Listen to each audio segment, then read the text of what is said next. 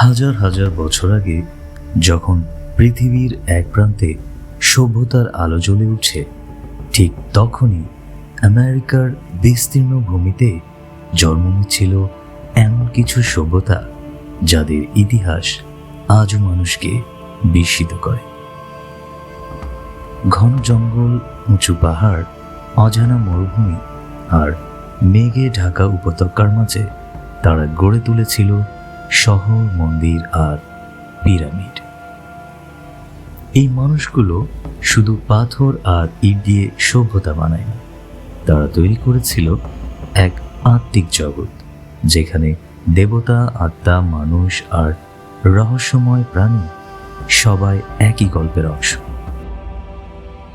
প্রাচীন আমেরিকায় এক নয়, বহু শক্তিশালী সভ্যতার অস্তিত্ব ছিল। মায়া, আজটেক ও ইনকা, এই নামগুলো আজ ইতিহাসের পাতায় লেখা থাকলেও একসময় তারা ছিল রক্ত মাংসের সাম্রাজ্য। মায়া সভ্যতা গড়ে উঠেছিল বর্তমান মেক্সিকো ও মধ্য আমেরিকার অঞ্চলে। তারা ছিল অসাধারণ জ্যোতির্বিদ।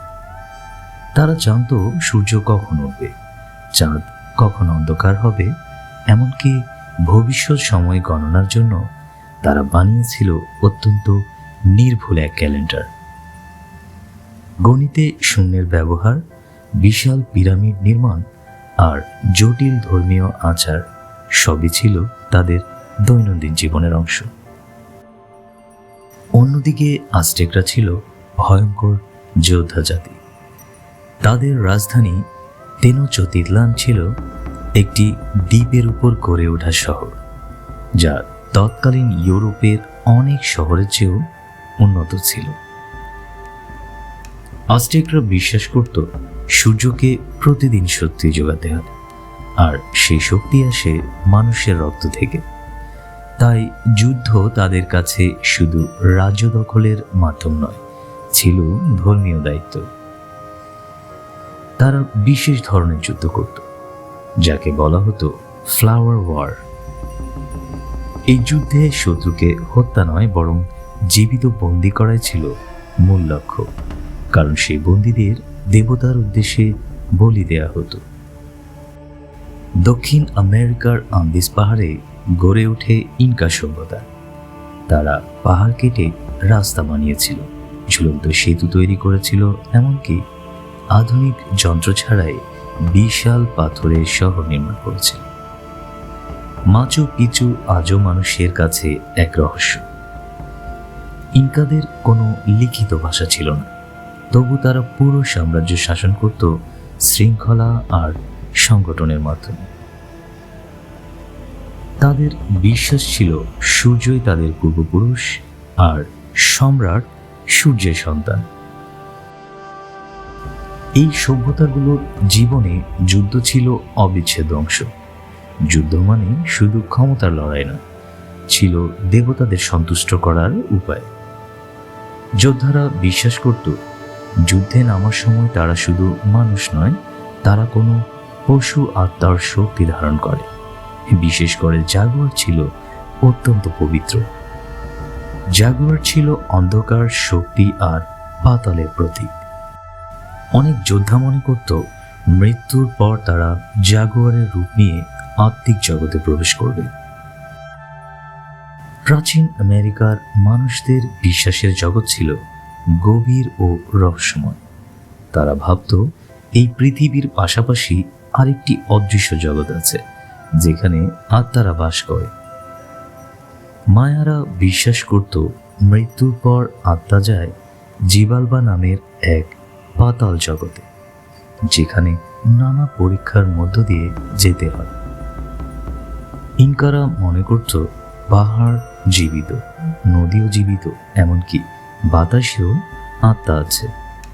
প্রকৃতি ছিল তাদের কাছে দেবতারই আরেক রূপ। এই বিশ্বাস থেকে জন্ম নেয় অসংখ্য রহস্যময় প্রাণীর কাহিনী, যেমন পালকওয়ালা সাপ কোয়েটজালকোয়াটল ছিল সবচেয়ে শক্তিশালী দেবতার একজন। সে ছিল সাপ, পাখি, আবার দেবতাও। সে জ্ঞান, সৃষ্টি আর বাতাসের প্রতীক ছিল।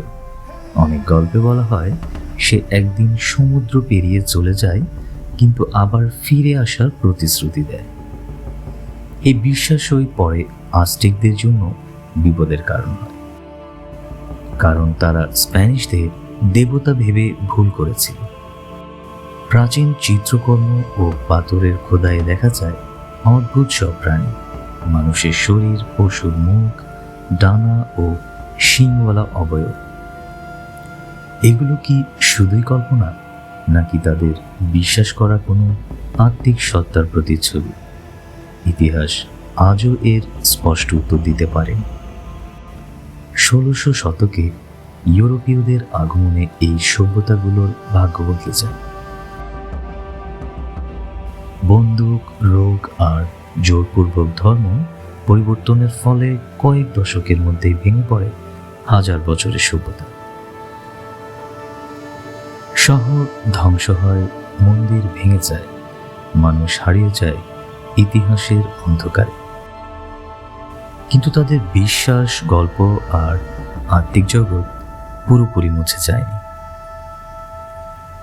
আজও আমেরিকার জঙ্গল, পাহাড় আর বাতাসের ভেতর লুকিয়ে আছে সেই প্রাচীন কণ্ঠস্বর। দেবতা, আত্মা আর রহস্যময় প্রাণীদের গল্প এখনো বেঁচে আছে মানুষের কল্পনায়।